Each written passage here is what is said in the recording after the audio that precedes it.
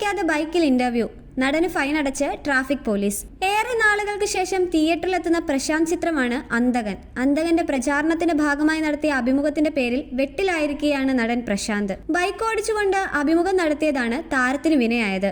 ഒടുവിൽ ഫൈൻ അടച്ച് മാപ്പ് പറഞ്ഞാണ് പ്രശാന്ത് തടിയൂരിയത്. അന്തകന്റെ പ്രചാരണത്തിന്റെ ഭാഗമായി ഒരു യൂട്യൂബ് ചാനലിൽ നൽകിയ അഭിമുഖത്തിൽ പ്രശാന്ത് ബൈക്ക് ഓടിക്കുകയായിരുന്നു, അതും ഹെൽമറ്റ് ധരിക്കാതെ.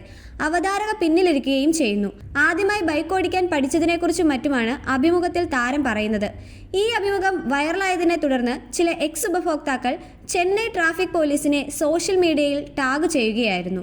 ഈ വിഷയം ഗൗരവമായെടുത്ത ചെന്നൈ ട്രാഫിക് പോലീസ് പ്രശാന്തിനും അവതാരകയ്ക്കുമെതിരെ ഹെൽമറ്റ് ധരിക്കാത്തതിന് 2000 രൂപ പിഴ ഈടാക്കുകയാണ് ചെയ്തത്.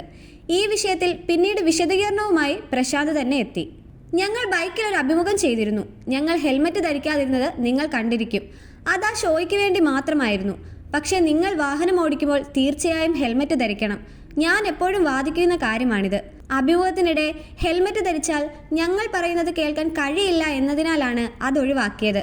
സുരക്ഷയ്ക്കാണ് പ്രാധാന്യം നൽകേണ്ടത്. ഹെൽമറ്റ് ധരിക്കൂ, സുരക്ഷിതരാകൂ, പ്രശാന്ത് പറഞ്ഞു.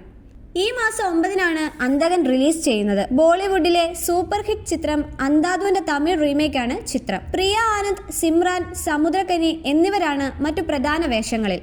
വെങ്കട് പ്രഭു സംവിധാനം ചെയ്ത് വിജയ് നായകനാവുന്ന ദി ഗോട്ടാണ് പ്രശാന്തിൻ്റെതായി അണിയറയിൽ ഒരുങ്ങുന്ന മറ്റൊരു ചിത്രം.